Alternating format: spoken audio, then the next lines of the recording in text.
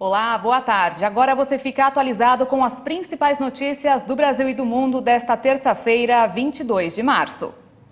Começamos essa edição com as manchetes dos sites dos principais jornais do país. Folha de São Paulo. Cracolândia fica deserta após usuários se espalharem pelo centro de São Paulo. Moradores comemoraram a dispersão, que ocorreu por ordem de criminosos, segundo polícia.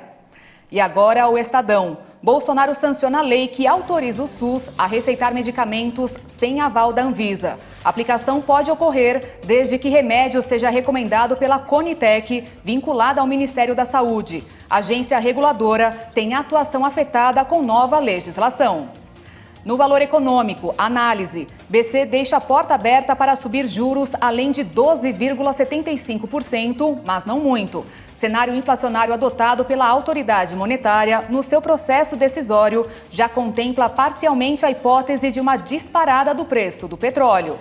E por fim, o Globo. O país tem uma das mais baixas coberturas vacinais dos últimos 20 anos e pode viver retorno de doenças erradicadas, depois de ter atingido sua melhor marca em 2015, de 95,1%, média da cobertura de 2021 ficou em 60,8%, segundo o levantamento encomendado pelo Globo.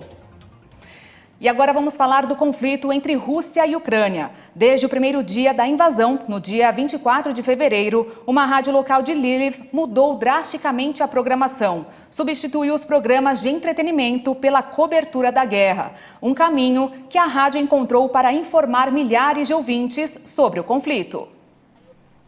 Em quase um mês de guerra, a estação, que está no ar há cerca de 30 anos, se transformou em um elo ainda mais crucial entre os ouvintes e as autoridades. Antes da invasão, a rádio tinha entre 300 e 400 mil ouvintes por dia.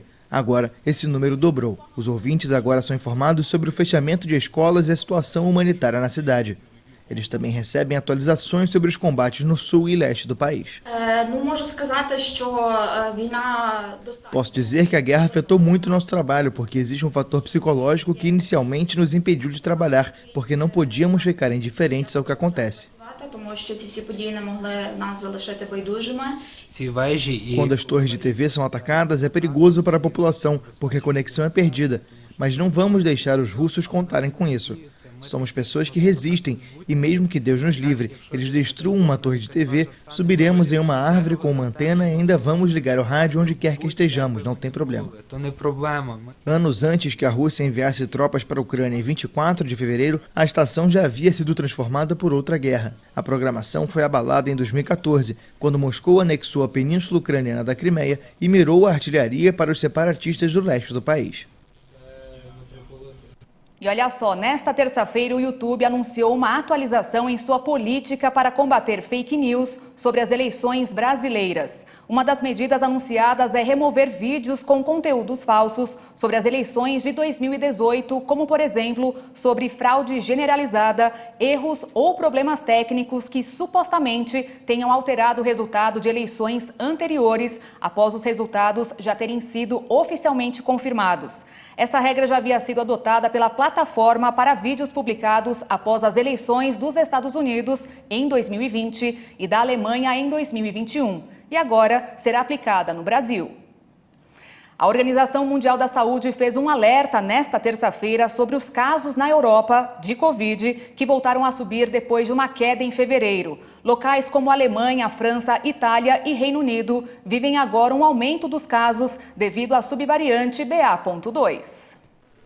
Em coletiva de imprensa na Moldávia, o diretor da OMS para a Europa afirmou que a situação epidemiológica do continente deve ser monitorada, mas reiterou que ainda mantém otimismo. O número de casos de Covid-19 tem aumentado em 18 dos 53 países da área europeia da OMS. As novas infecções tinham caído no continente depois do pico no final de janeiro, mas voltaram a crescer desde o começo de março. Epidemiologistas explicam o aumento pela predominância da subvariante da Ômicron BA2, 30% mais contagiosa, mas não mais perigosa que a antecessora BA1. Como ponto positivo, há um grande capital de imunidade, graças à vacinação e ao grande número de europeus que já foram infectados. Além disso, com o fim do inverno, as pessoas vão se reunir menos em espaços fechados. E a China também vive um novo surto de coronavírus que se propaga pelo país, com mais de 4.700 casos registrados só nesta terça-feira.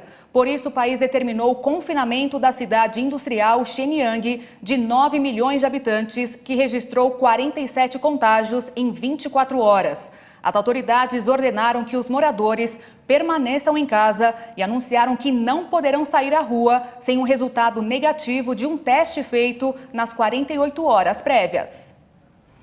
E aqui no Brasil, o Ministério da Saúde informou que os casos de dengue cresceram mais de 40% neste ano. A redução de ações preventivas durante a pandemia pode ter sido um dos motivos deste aumento.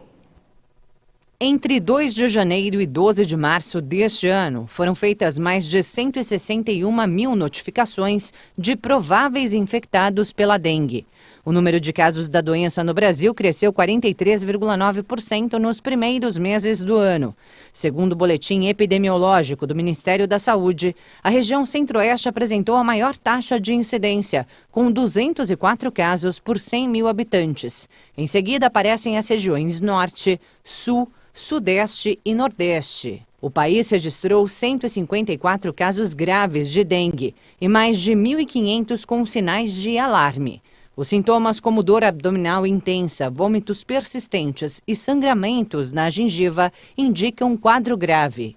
A Fiocruz avaliou que o cenário é de atenção e que o aumento de casos pode ter sido provocado pelo efeito da pandemia de Covid-19, que reduziu as ações de controle do mosquito transmissor da doença, ou ainda pelo período chuvoso registrado neste início de 2022. A população também tem uma tarefa importante para evitar mais casos: relembrar o cuidado básico de esvaziar pontos de água parada, como vasos de plantas, caixas d'água e piscinas.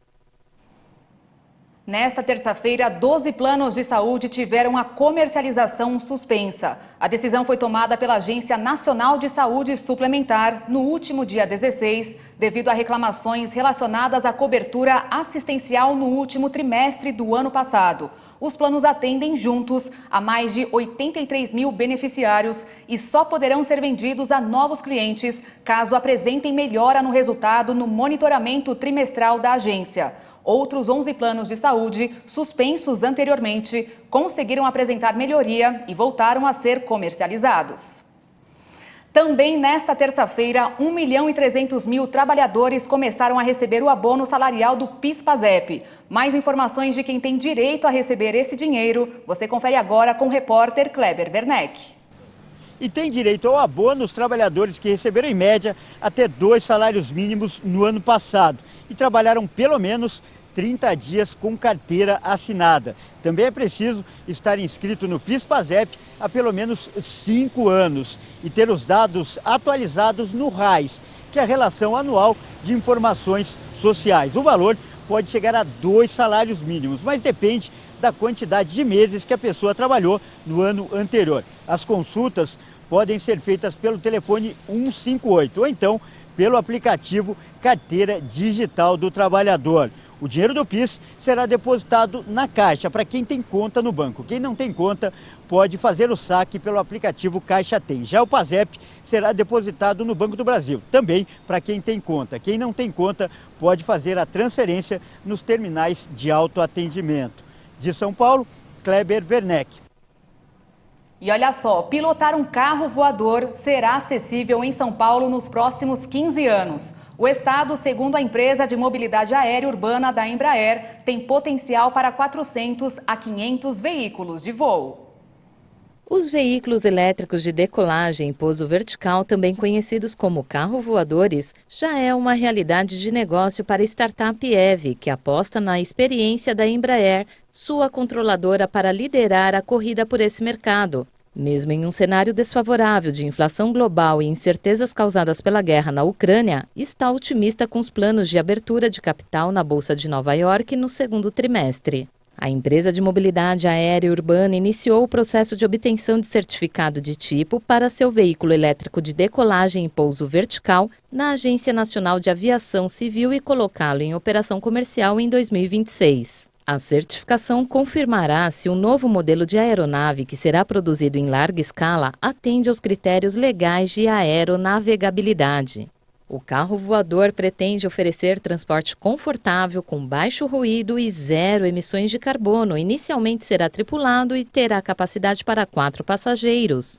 Com 17 parcerias anunciadas e 1.735 aeronaves na carteira de pedidos avaliada em 5 bilhões e 200 milhões de dólares, a EVE projeta receita de 4 bilhões e 500 milhões de dólares em 2030 e participação de mercado de 15%. Eu fico por aqui, obrigada pela sua companhia. Aproveite esse restante de terça-feira e até amanhã. Tchau.